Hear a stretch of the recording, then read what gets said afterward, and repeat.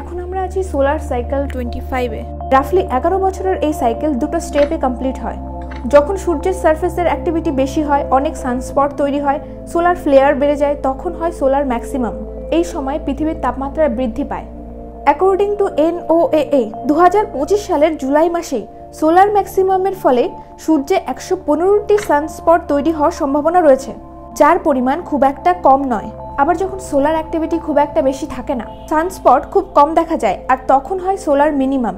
সূর্যে যে প্লাজমা থাকে তা কন্ডাক্টিভ অর্থাৎ বিদ্যুৎ পরিবহন করতে পারে। সূর্যের গ্যাসীয় সারফেসের জন্য মেরু অঞ্চলের তুলনায় ইকুয়েটর বেশি দ্রুত ঘোরে, ফলে এই ডিফারেন্সিয়াল রোটেশনের জন্য তৈরি হওয়া ম্যাগনেটিক ফিল্ডগুলো পেঁচিয়ে যায়। তখন সেই স্থানে তৈরি হয় সানস্পট। এই ম্যাগনেটিক ফিল্ড পেঁচাতে পেঁচাতে যখন সর্বোচ্চ পর্যায়ে পৌঁছে যায়, তখন পুরো ফিল্ডের ডিরেকশন চেঞ্জ হয়ে উত্তর আর দক্ষিণ মেরু পাল্টে যায়। সম্পূর্ণ ম্যাগনেটিক সাইকেলটি কমপ্লিট হতে সূর্যের প্রায় 22 বছর সময় লাগে, আর এই সাইকেলকে বলা হয় হেল সাইকেল। Subscribe for more.